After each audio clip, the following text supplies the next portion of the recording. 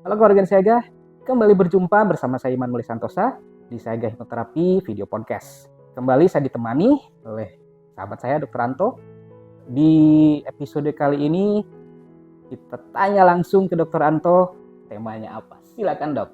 Ya, untuk kali ini saya ingin membahas beberapa waktu lalu kan kita pernah membahas tentang merawat dan menyembuhkan penyakit ya. Nah, ada sedikit lanjutannya gitu kan bahwa saya merumuskan bahwa kesadaran adalah awal dari kesembuhan dan ini banyak dilupakan. Oke, kesadaran sebagai awal dari kesehatan.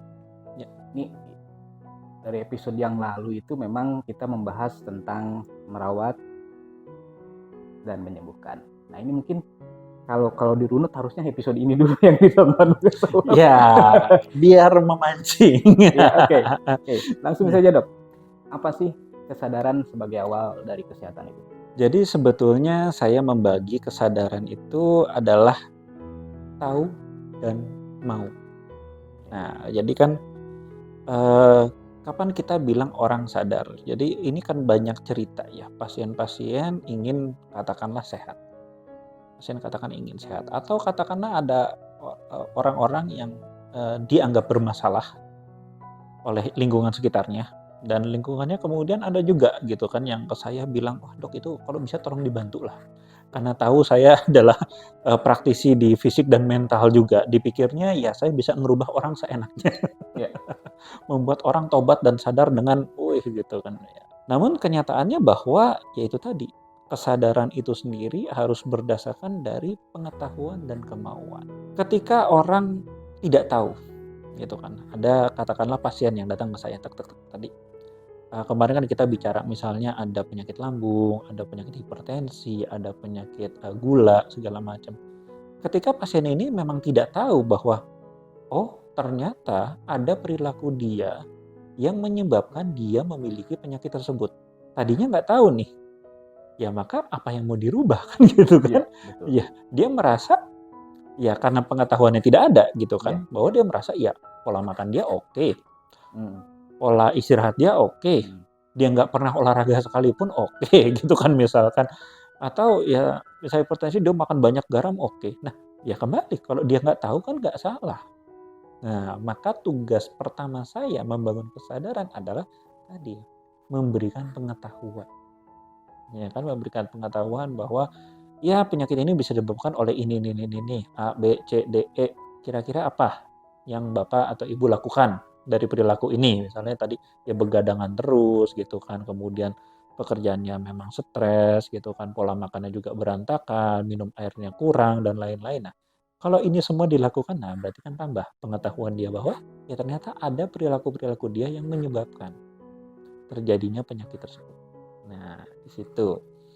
Itu ketika dia sudah tahu. Yang jadi masalah adalah yang kedua. Ketika dia sudah tadi punya pengetahuan tersebut, banyak yang tidak mau untuk merubahnya. Ini juga jadi masalah kedua. Makanya orang yang punya pengetahuan belum tentu memang akan mau. Ya tadi misalnya katakanlah karena pekerjaan tadi. Ya seperti yang di episode lalu kan pernah saya bilang, ternyata pekerjaan ini yang membuat dia menjadi sakit, katakan banyak faktor alergi katakan atau banyak stresor di mana dia memang secara ya katakanlah secara fisik dan mental memang tidak mampu beradaptasi. Sehingga ya sebetulnya pilihan yang paling logis untuk kesehatannya dia harus keluar. Tapi kembali karena ada faktor ekonomi katakan tadi finansial. Ya tentu saja ini tidak bisa dengan mudah dilakukan. Nah, maka kan ini akan menggerus kemauan dia. Itulah yang menyebabkan jadinya ya kalau kita mau bilang sadar, ketika dia sudah punya pengetahuan, minimal dia harus punya kemauan dulu. Oke, kalau sekarang belum bisa nggak masalah ya. Namanya juga baru tahu, belum tentu kan bisa langsung dilakukan gitu kan. Tapi berarti dia harus punya planning, rencana. Ini katakan oke lah, ya sekarang saya udah tahu ternyata pekerjaan ini memang nggak cocok untuk saya katakan. Ya sekarang mungkin belum bisa, ya tapi saya harus berpikir minimal 5 tahun lagi gimana nih gitu kan. Karena ya kalau ini diteruskan 5 tahun lagi ya tentunya fisik makin hancur, kesehatan makin hancur kan gitu kan. Iya. Nah, sedangkan ya pekerjaan ya kita tahu bahwa semakin lama ini pasti semakin meningkat kan gitu. Sedangkan fisik kita tadi karena memang di sini saja kita sudah hancur-hancuran, ya kalau makin hancur lagi ya gimana? Nah, itulah yang akhirnya kesadaran tersebut harusnya bisa membuat dia merencanakan bahwa 5 tahun lagi, oke 5 tahun lagi saya harus pindah. Saya harus mempunyai pekerjaan yang baru dan lain-lain supaya ya kesehatan saya juga terjaga. Nah, di situ makanya ya kalau dia tidak sadar ya kita selalu bicara 5 sampai 10 tahun ke depan ya tanpa adanya kesadaran di hari ini ya 5 sampai 10 tahun ke depan ya justru akan makin parah penyakitnya. Nah, itulah yang saya maksud kesadaran itu sebagai awal dari kesembuhan atau kesehatan dia. Yang saya soroti ya kalau yang tahu ya kita harus memaklumi, kalau orang tidak tahu bahwa penyebabnya seperti apa kita harus memaklumi karena dia nggak punya pengetahuannya. Nah, ini yang mau ini nih.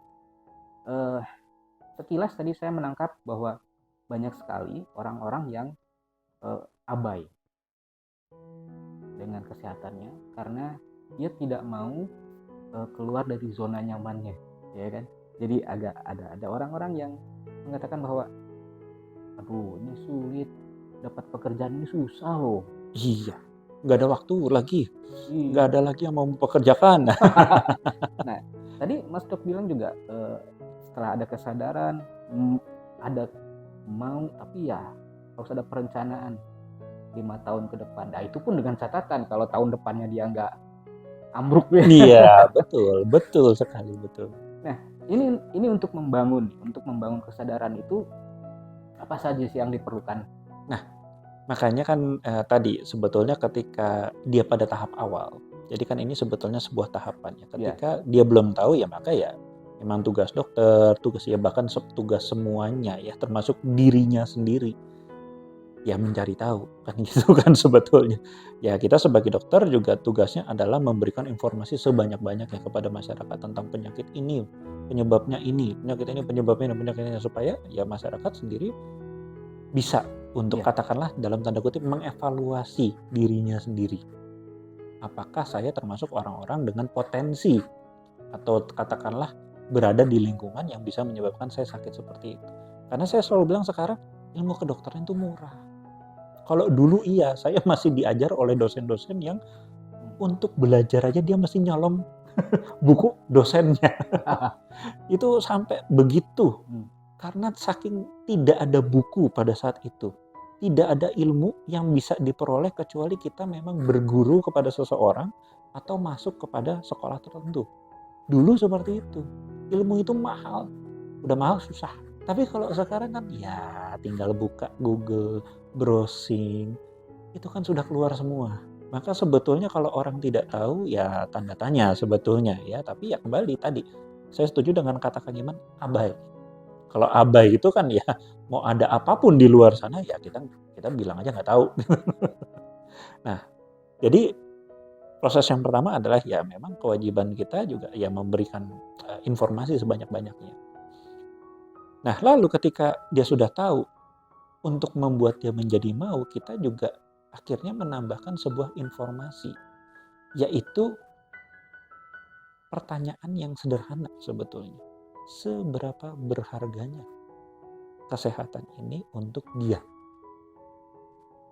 Berharga atau tidaknya sesuatu itu kan dinilai dari akan kehilangan apa atau akan mendapatkan apa. Nah ini yang harus dia evaluasi sendiri. Kalau dia sehat, dia bisa mendapatkan apa. Artinya ada ketika ada sesuatu yang dia dapatkan atau sesuatu yang dia hilang. Misalnya dengan sehat, dengan sehat saya bisa main sama cucu, saya bisa nemenin anak saya bisa jalan-jalan, saya bisa apa, nah itu. Tapi kalau katakanlah, kalau Anda sehat terus mau ngapain? Nggak ngapa-ngapain sih, anak juga udah nggak tahu kemana, cucu nggak ada, ya pasangan hidup udah meninggal katakan. Nah kalau seperti ini sehat juga nggak ada artinya. Atau tadi kehilangan, misalnya ketika Anda tidak sehat maka Anda akan kehilangan pekerjaan, Anda akan kehilangan penghasilan, bahkan mungkin Anda akan ditinggal oleh keluarga Anda akan ya karena Ya susah kan kalau kita sakit, belum tentu ada yang mau mengurus. Ketika itu dijawab, maka itulah yang mungkin saja akan menjadikan orang mau untuk menjalani proses. Setelah kita tahu, setelah mau, ya tadi ya, bahwa ada proses kan perencanaan bla bla bla bla. Ini juga ada peran ya, kalau saya kan memang profesional health coach, dalam artian sebagai coach, tugas saya ketika dia sudah tahu, dia sudah mau, saya harus memberikan jalan supaya dia mampu. Kembali jalan ya, dalam artian ya kalau Anda mau untuk menjadi mampu, ini jalannya.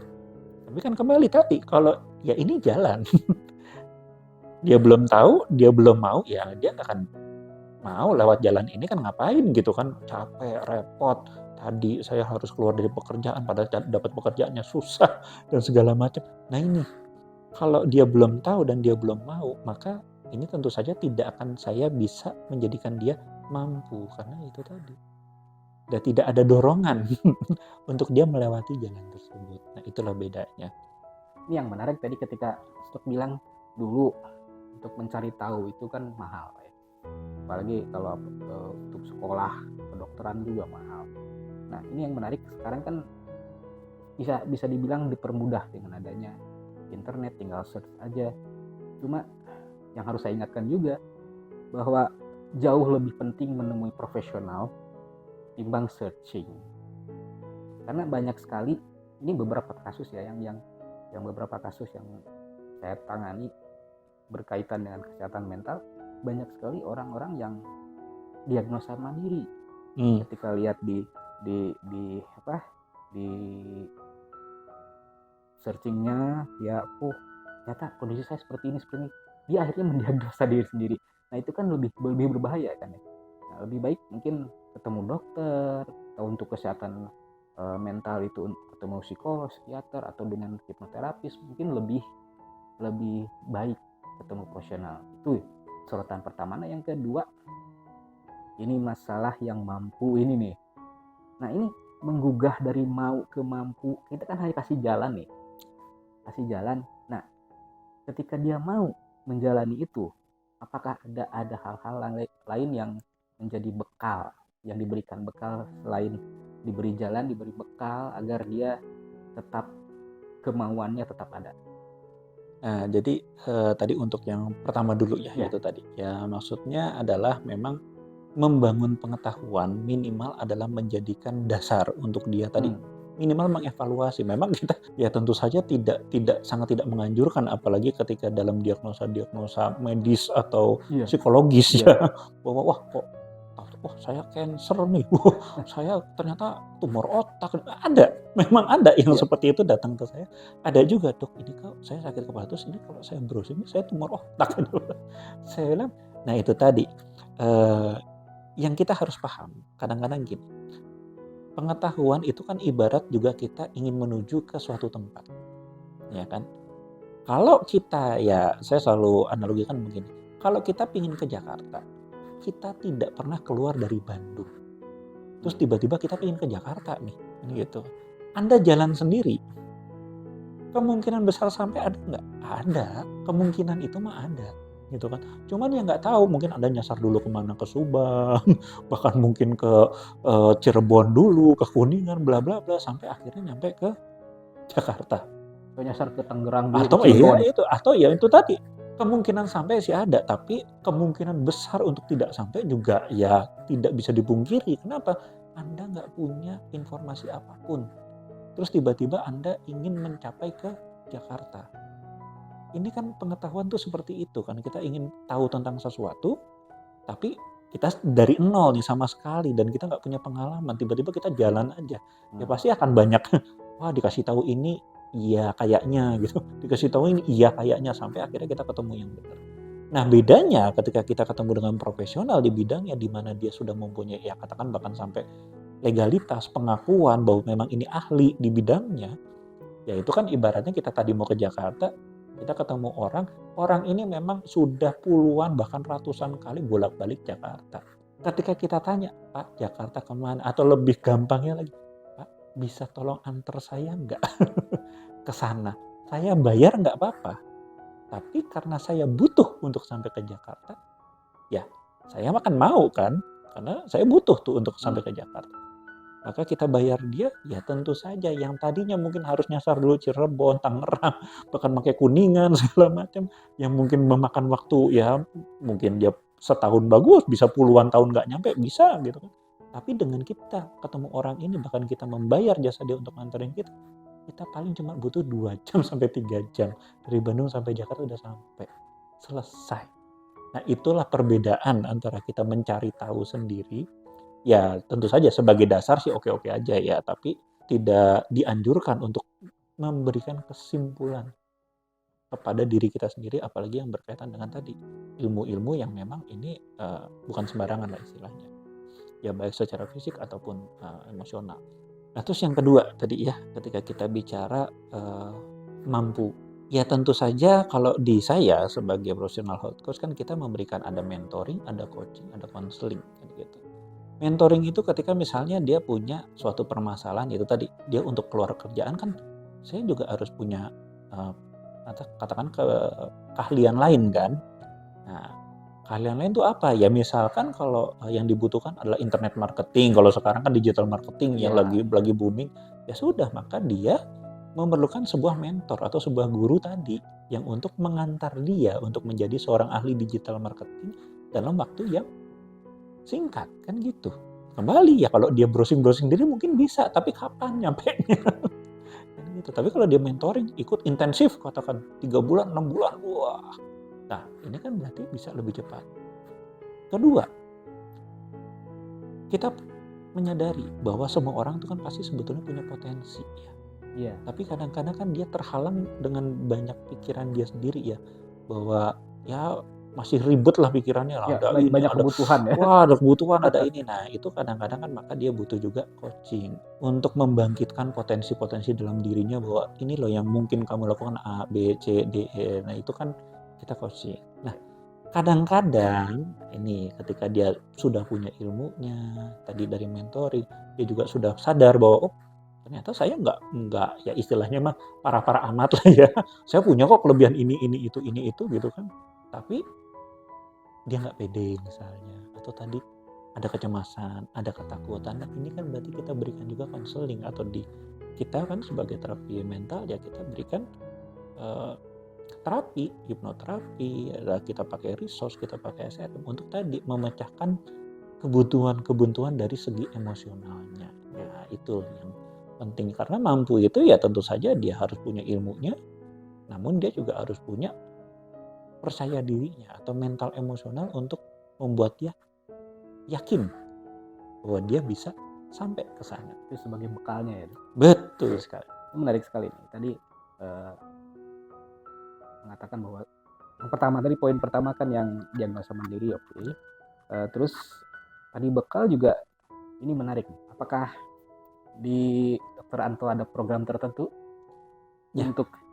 untuk ya bukan sekedar ya mungkin lebih advance untuk menjaga kesehatan dari Dr. Anto? Makanya kan kalau saya seperti yang pada episode yang lalu kan pernah saya sampaikan bahwa saya membuat sebuah gerakan health coaching di mana health coaching ini sendiri tadi ada 6 aspek atau 6 dimensi yang kalau saya anggap itu perlu untuk dikembangkan semuanya. Itu tadi fisik, pikiran, emosional, sosial, finansial, dan spiritual. Nah di health coaching sendiri program-programnya ini tentu saja ya kena ke semua aspek ini. Semua aspek ini akan kita gali di mana saja hambatannya, baik dari tadi segi fisiknya, pikirannya, emosionalnya, finansialnya, sosialnya, bahkan sampai ke spiritualnya.